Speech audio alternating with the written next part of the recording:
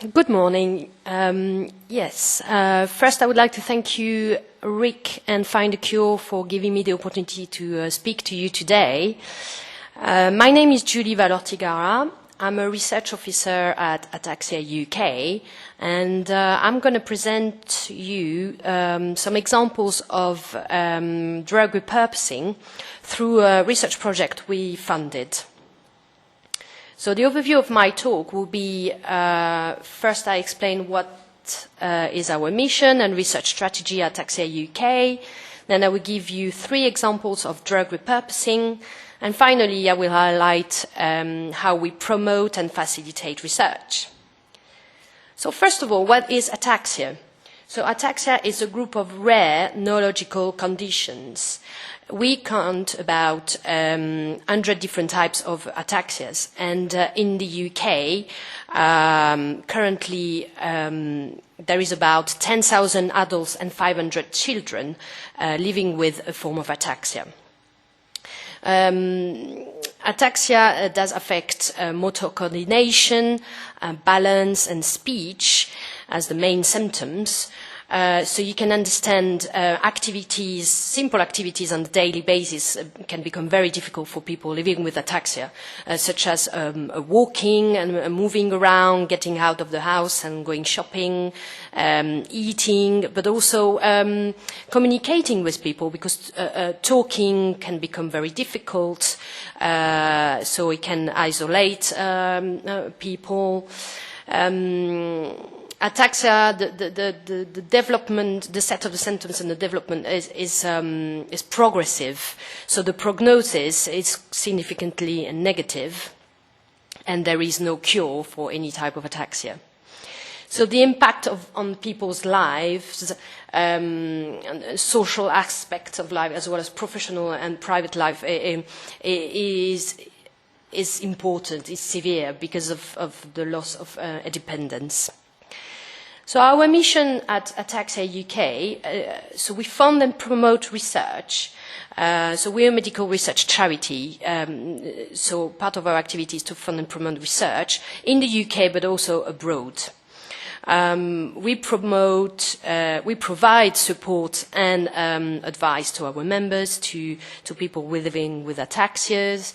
So we have a range of services, such as a quarterly magazine, leaflets with a lot of information about ataxia. We also have a helpline that runs 4 days a week. And we have also local services, such as we have a network of support groups and branches throughout the whole UK. We organize patient conferences twice a year. We also run workshops for people living with ataxia to learn more about ataxia symptoms and how to cope with some symptoms and how to ease them through the use of different therapies. And finally, but not the least, we improve the care for people living with ataxia. So we are the only organization producing medical guidelines, specifically for medical intervention to treat and to ease symptoms experienced with ataxia. And we also promoted and supported the development of ataxia specialist clinics. So I would like to say a bit more about these specialist Ataxia centres. So there are 3 centres accessible through NHS with referral, one in London, one in Sheffield and one in Newcastle. And we also have genetic clinic based in Oxford. These centres are accredited by Ataxia UK following some criteria to ensure that the centres provide the adapted and the best care and treatment for people living with ataxia. And in fact, patients attending these clinics gave a very good and positive feedback about the appointment with the neurologist. So they see neurologists with great expertise and experience in ataxia. They also get to see a specialist nurse. They get to talk to volunteers, which can explain to them all the range of services that Ataxia UK can provide to them for support and care for them, but also for their relatives and carers.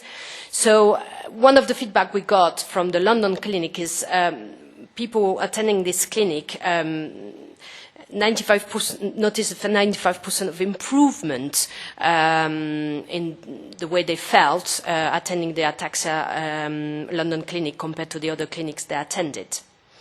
I would also like to stress the fact that these centres are excellent sites for research and trials, because the clinical team there, the specialist nurse as well as the neurologist do active research in clinical studies as well as trials. And for example, the London Centre is involved in a large European network for databases and natural history to understand better the progression of ataxia year after year. So it is very important to know that these centres can run trials. So people visiting the clinics gave feedback after each visit. We collect a lot of positive quotes, and one of them of people visiting the centres and meeting the neurologists and the nurses and volunteers is they say people over there, they understand and know better about ataxia, unlike other people, because we are talking about rare and complex condition that not every healthcare professional will have a great understanding and knowledge about it. So what is our research strategy? So Ataxia UK fund a range of research projects aiming to improve the diagnosis of some forms of ataxia that to get a definite diagnosis is tricky, is challenging. We also fund projects to fund treatments for the different forms of ataxias. We try to support research projects moving from basic research into clinical studies. And in this context, we fund pilot studies to help and support researchers collecting data and trying out new ideas in developing treatments before they can move on and applying for funding to large funding bodies. And finally, we're also interested in funding research projects aiming to alleviate a particular symptom experience with ataxia, because this kind of project would have an impact on people's life on a short-term basis by finding a different approach and, or developing a new therapy to ease a particular symptom. So we facilitate the research in various ways. So we support researchers in the development and the process of their research projects. We disseminate information about the project, and we also help in recruiting participants if it is a clinical study involving people living with ataxia. We also try to introduce researchers to others and developing new collaboration. And in fact, in the way we fund our research project, we tend to collaborate a lot, and particularly in the funding aspect, trying to find co-funders in the community of medical research charities in the UK, but also other patient groups and from different countries that could co-fund project with us. And of course, we engage more and more with pharmaceutical companies to try to collaborate on research projects on ataxia. All this with the ultimate goal to find a cure for the ataxias. So I said a bit about the research collaborations we're trying to develop. And so we foster collaborations with all the different partners who have an interest in researching on ataxia and finding new treatments. So Ataxia UK, as a charity, is representative of the patient voice. We are at the center of these interactions. We play a key role in developing collaboration with scientists as well as clinicians working in the ataxia field, but also we interact a lot with patient groups from around the world, and we foster collaborations with pharmaceutical companies who have an interest in rare disease and in particular in ataxia. So one example of extensive partnerships that we developed.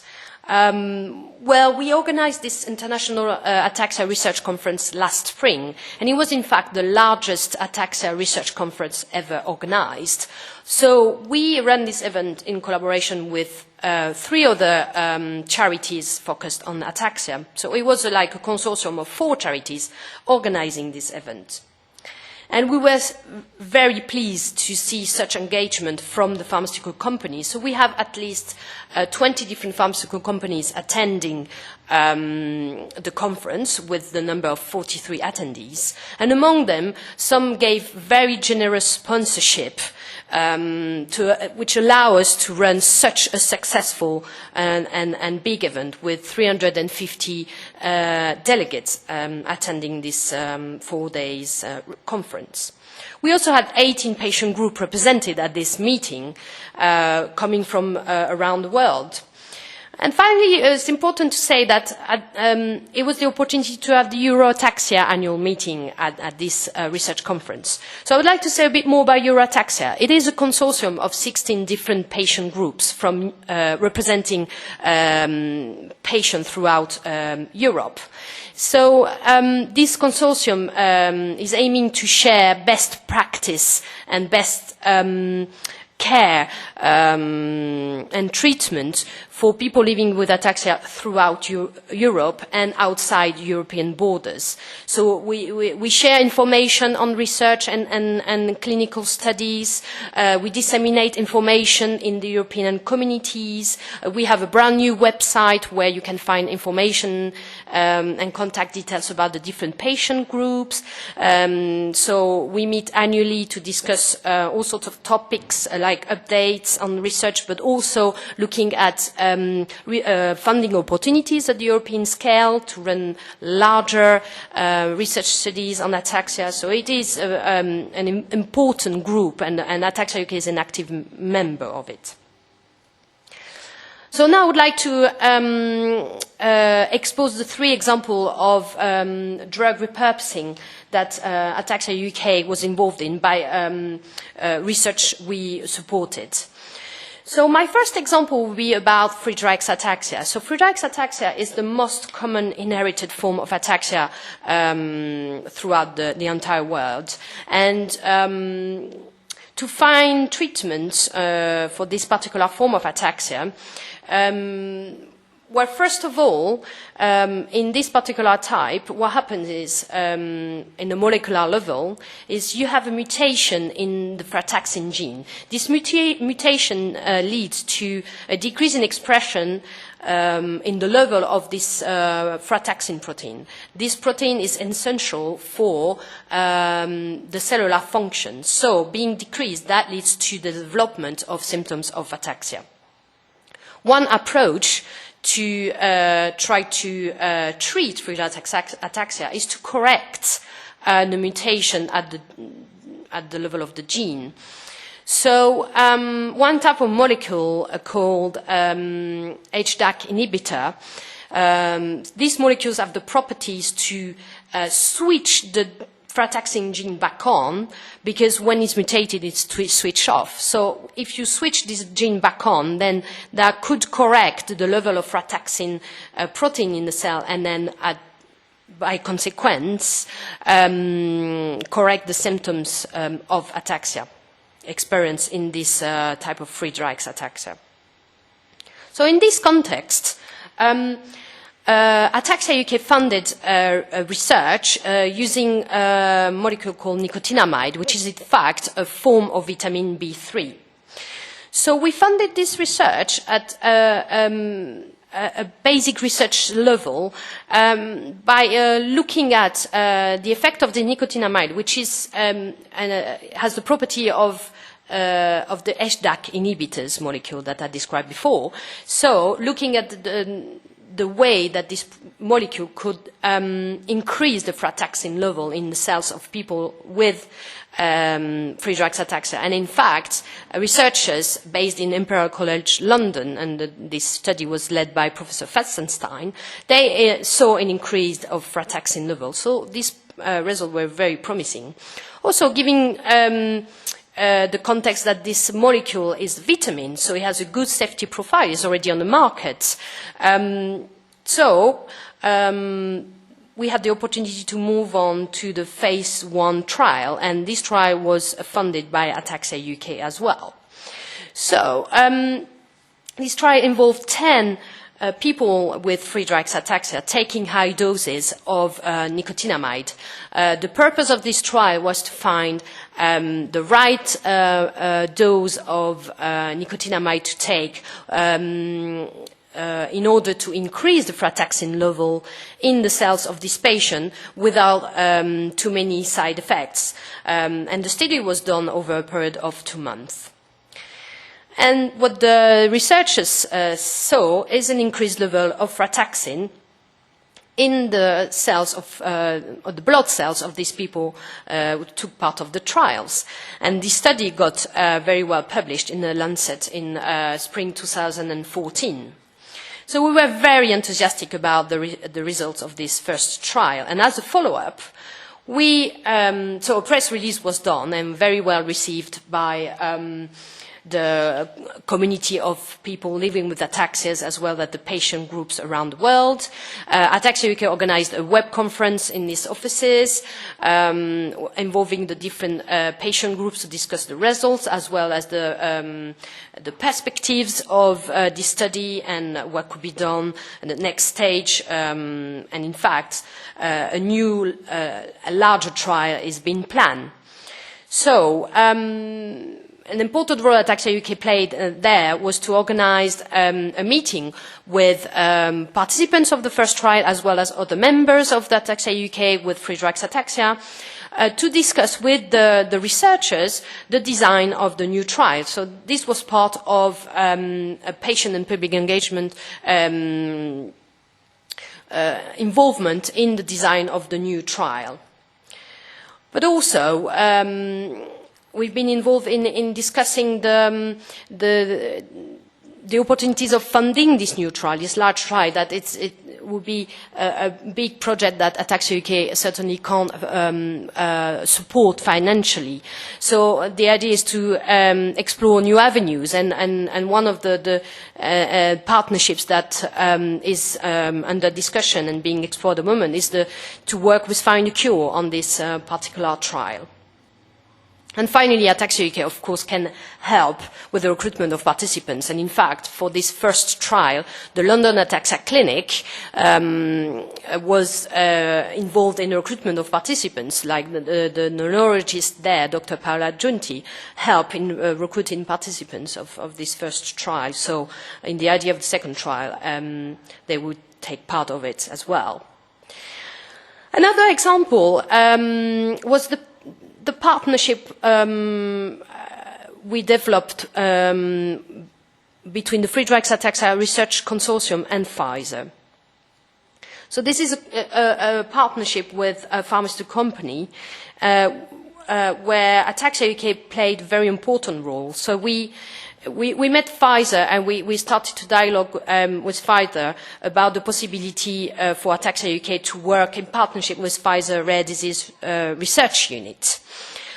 From these discussions, we created a consortium of 3 very talented researchers working on Friedreich's ataxia.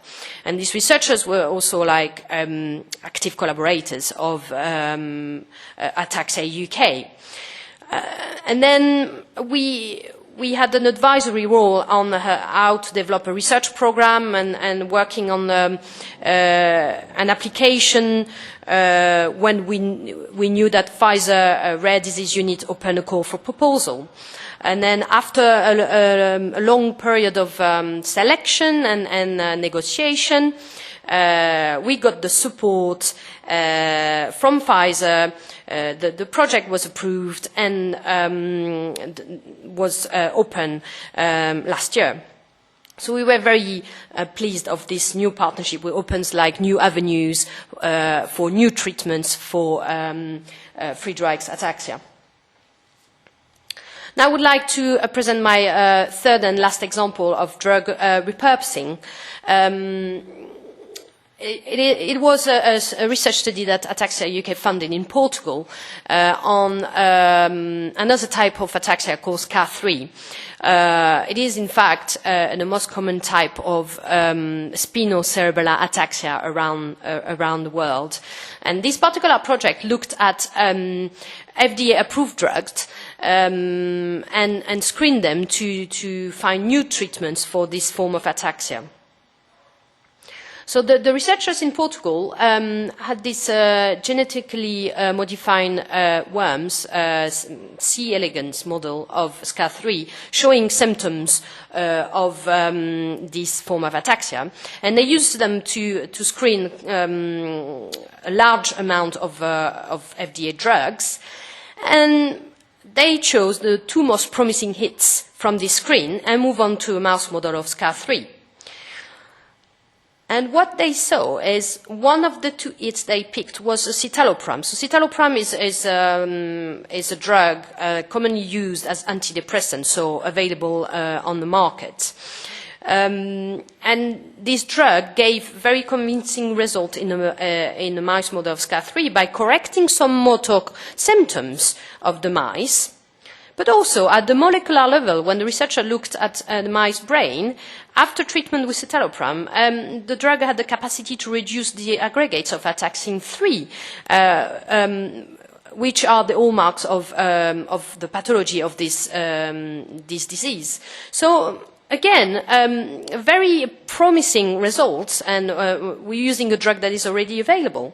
So obviously, as a follow-up, so we were very enthusiastic about this project, and so the researchers published very well this study in two different high-standard scientific journals. They also disseminate this research largely to many different conferences.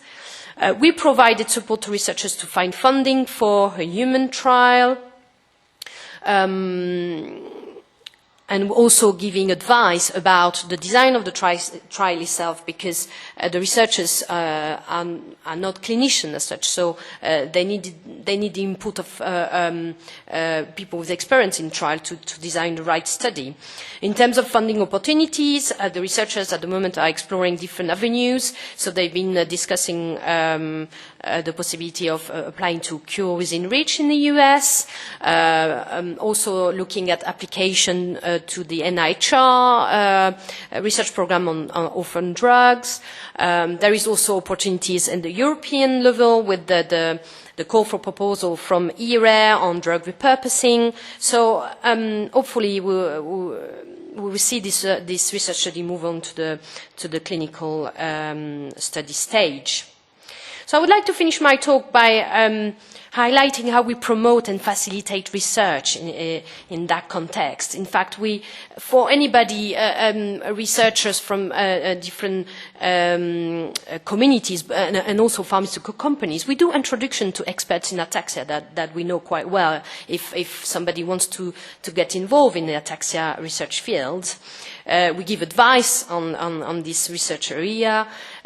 We facilitate setting up new collaborations and also exploring new opportunity for funding.